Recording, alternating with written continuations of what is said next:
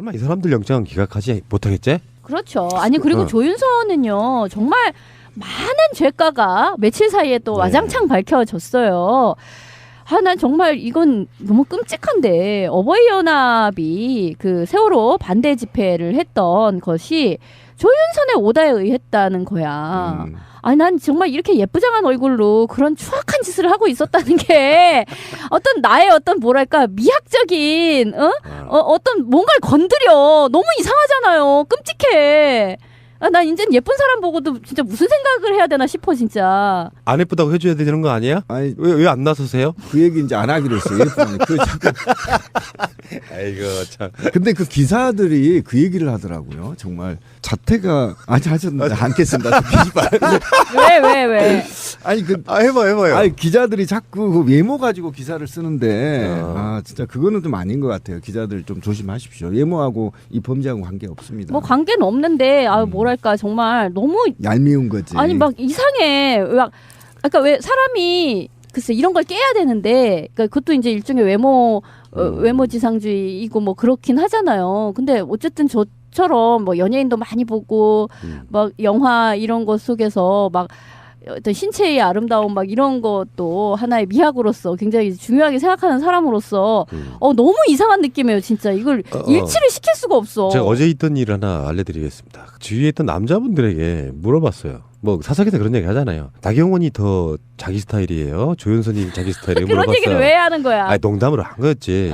그 모든 그때 8명의 남자들이 다 조윤선을 꼽았습니다. 그래요. 나경원은 정이 안 간다. 그러니까 무슨 말을 하려고 그러냐면은 조윤선은 순진해 보이는 외모 있잖아요. 남자들이 나경원은 너무 세 보이고요. 조윤선은 뭔가 좀 가녀린 느낌이 좀 있어.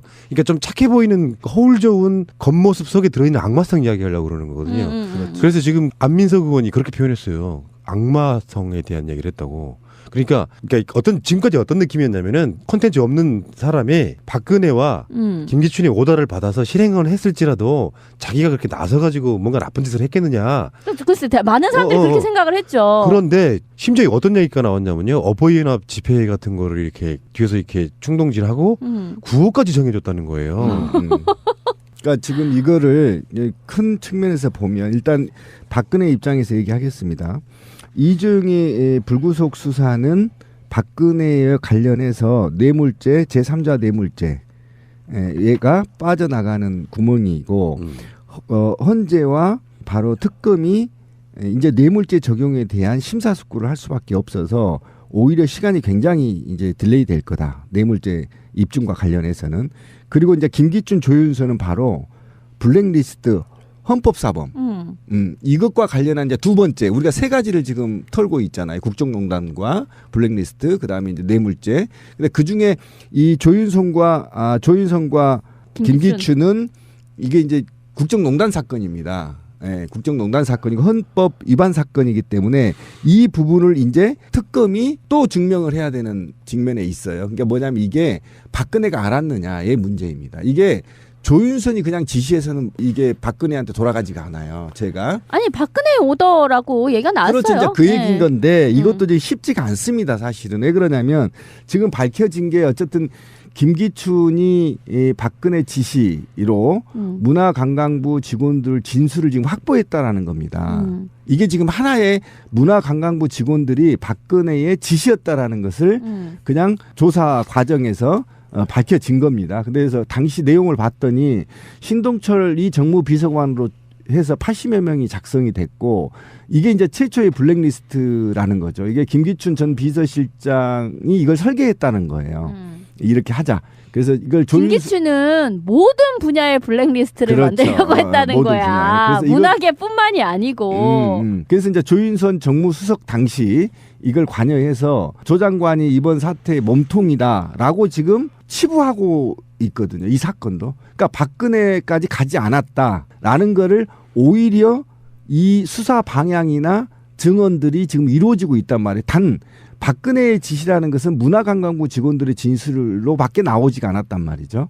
그리고 나서 이 몸통은 김기춘이 설계했지만 실제로 이거를 시행한 자는 조윤선이다 이렇게 돼 있단 말이죠. 그러니까 이것도 사실은 박근혜까지 올라가기가 매우 어려운 입장에 처해 있습니다. 그래서 김기춘과 사전 구속영장이 청구가 됐는데 저는 적어도 김기춘과 조윤선이 이 정도가 협상이 됐다고 한다면, 그러니까 대통령 지시를 직접적으로 대통령 지시를 받아서 어쨌든 신동철이 작성한 것이 밝혀지지 않는 이상은 김기춘과 조윤선 선에서 마무리될 정도의 지금 떡밥을 줬거든요. 김기춘과 조윤선이. 그렇다고 친다면 오늘 구속영장이 될 거다. 이들은 적어도. 그렇게 치면은 구속영장의 협상이라는 게, 보이지 않는 법적 협상이라는 게 적어도 조윤선이 몸통으로 마무리 지으려고 하는 이들의 공작이 또 있다, 여기에서. 그러면 박근혜까지 못 올라간다. 또 방송 나가는 오늘 예. 오전에 영장 실질 심사가 이루어지거든요. 그렇죠. 20일. 근데 조윤선이 어쨌든 뭐 어버이연합의 그 반세월호 정말 끔찍한 그 집회를 정말 이 사람이 뒤에서 다 조정을 했고, 그리고 나서 바로 6월 달에 정무수석에 발탁이 되거든요. 그러니까 이거는요, 이렇게 하고 이쁨 받아서 청와대로 들어가게 된 거잖아요. 근데 이 연결고리가 조윤선이 갑자기 아무 생각 없이 이렇게 했다? 이건 말이 안 되는 거 아니에요? 얘네들은 지금 헌재 판결을 형사재판으로 보려고 하니까 지금 신비님 같은 시각이 생길 수 있는데요. 그렇죠. 근데 예를 들어서 박근혜가 전혀 몰랐는데도 불구하고 김기춘이나 조윤선이 그 짓을 했다. 그것도 탄핵 사유가 됩니다. 왜 몰라 이거지. 네, 탄핵 사유가 된단 말이에요. 그러니까 그 부분이 걔네들은 지금 그렇게 해서 박근혜 무죄로 몰고 가려고 한다고 해도 사실은 제가 봤을 때는 탄핵 사유에는 전혀 지장 없다. 계속 말씀드리는데 대세에는 지장 없다고 봐요. 물론 아니에요. 제가 잠깐만, 제가 지금 탄핵에 악영향을 미칠 거라고 얘기한 게 아니에요. 그렇지, 그렇긴 하지. 지금 뭐냐면 이들이 형량을 조정하고 있다라는 거예요. 최소한 형량을 낮추려고 하는 형량 회피를 하고 있는 겁니다. 그 조율을 하고 있는 거라고 보시면 글쎄 돼요. 그렇긴 한데 자 보세요. 내가 만약 조윤선이야. 그래서 내가 이제 오달 받아서 그렇게 했어. 온갖 똥걸레 짓을 했단 말이야. 근데 그렇게 해놓고 지금 와가지고 다 더덜이 났네? 나서 이제 검사 특검 앞에서 네가 다 그럼 이렇게 한 거야? 그러면 모든 것은 내 머릿속에서 나왔고 내가 다 한 겁니다. 오직 입을 맞춘 사람은 김기춘하고밖에 입을 안 맞췄고요. 저는 박근혜와는 1대1 독대도 거의 한 적이 없고 그 사람은 뭔 생각을 하는지 나는 모릅니다. 모든 것은 내가 발의를 했고 그리고 김기춘 그 공작 정치의 달인이신 김기춘님에게 잠시 자문 같은 거를 구하면서 그래도 뭐 큰 그림은 또 김기춘님이 또 가지고 계시더라고요. 이래서 둘만 입을 맞춰서 했어요. 라고 이 사람이 분다? 끝까지 그걸 유지한다?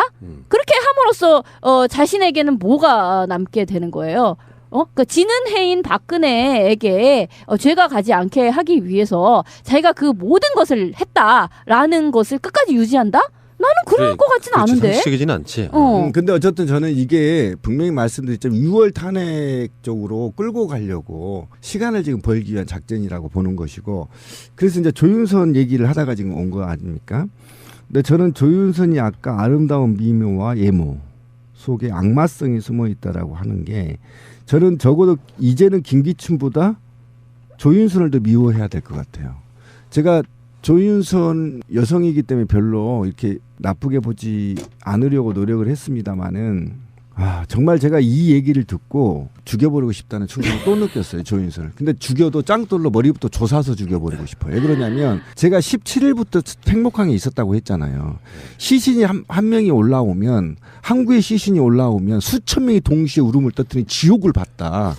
바로 지옥이 바로 팽목항이었다. 그런데 그 당시 조윤선이 정무수석일 때 보수단체를 시켜서 관제데모를 했고, 특히 세월호와 관련해서 친정부를 비판하는 소지가 있기 때문에 어버이연합을 동원해서 온갖 세월호 가족들을 음해하는 사건 사고를 일으켰고, 그다음에 이와 관련된 각종 오뎅 사건, 비난 사건 기억나시죠? 다 일베들 이게가 뒤에서 다 조정됐다라는 거잖아요. 지금 밝혀지는 게. 그리고 세월호 광화문에 와서 분향소 주변에 오줌을 싸고 비난하고, 그다음에 시비를 걸어서 싸우고 온갖 추문을 일으켰던 이 사건들이 우리는 그냥 일베의 일탈 행위로 우리가 그동안에 알고 왔는데, 그렇죠.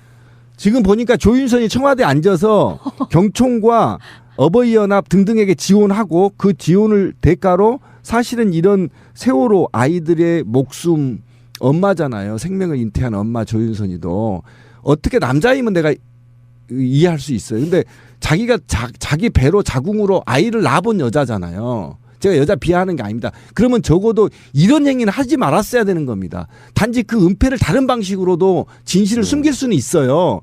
근데 오히려 그 진실이 밝혀질까봐 그 피해자를 공격하는, 오히려 공격하는 이거는 악마보다도 잔인한 겁니다. 오히려 자기들 범죄를 인멸하고 없애는 건 범죄자들이 그하고 자기 방어력이에요. 그런데 상대방을 공격하는 건요, 이건 제2의 세월호 범죄인 거죠. 어떻게 자식을 잃고 또 정부에 공격을 받고 비참하게 망가지는 이런 모습들을 공무원들이 어떻게 청와대에 앉아서 이럴 수 있냐는 겁니다. 지금 저는 이건 절대 용서받을 수 없다고 지금 생각합니다. 조윤선은 저 구속이 확실해 보이는 게요. 신동철 전 비서관 블랙리스트 작성했던 사람이에요. 예, 신동철. 이 사람이 계속해서 보고했던 정말 최고의 실행, 이게 완전 실행이고. 오른팔. 김종덕 전 문화체육관광부 장관, 정관주 전 문체부 1차관, 이 사람들이 다 구속됐거든요. 그렇죠. 근데 조윤선이 구속이 안 되는 건 좀 이상하고요.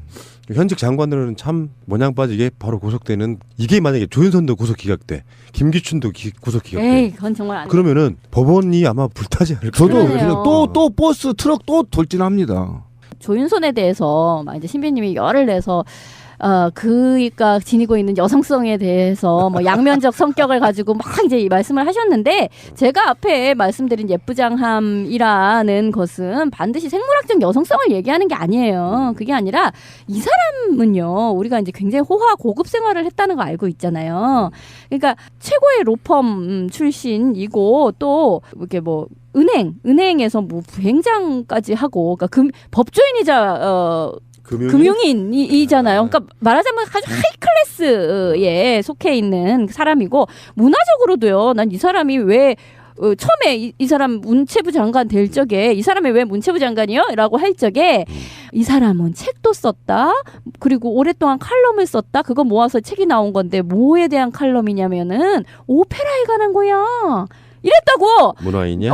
미술관에서 오페라를 만나다라고 오페라에 대해서 뭔가 해설을 하고 글을 쓰려면은요, 정말 5만 가지 문화 예술에 대한 어떤 조예가 있지 않으면 사실 불가능한 거거든요. 그러니까 객석이라는 꽤 괜찮은 정말 그런 잡지에다가 2년간 기고를 했다. 오페라에 대해서. 미술, 오페라, 기타 등등에 대해서.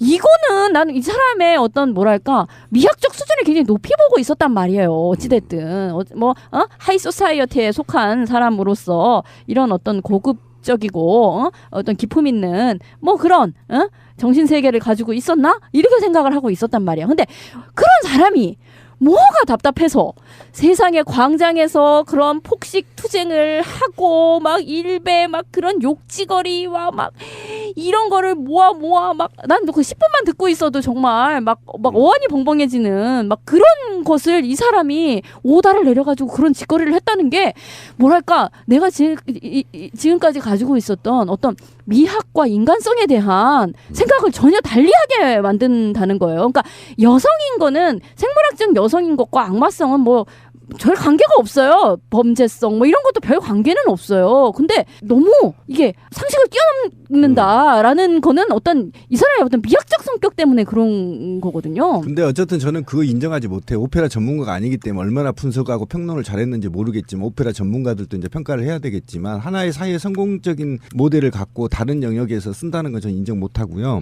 어쨌든 제가 지금 불안해하는 건 뭐냐면 안종범과 정호성의 수첩을 헌재가 받아들이는 데 있어서 하나의 예를 들어볼게요. 그러면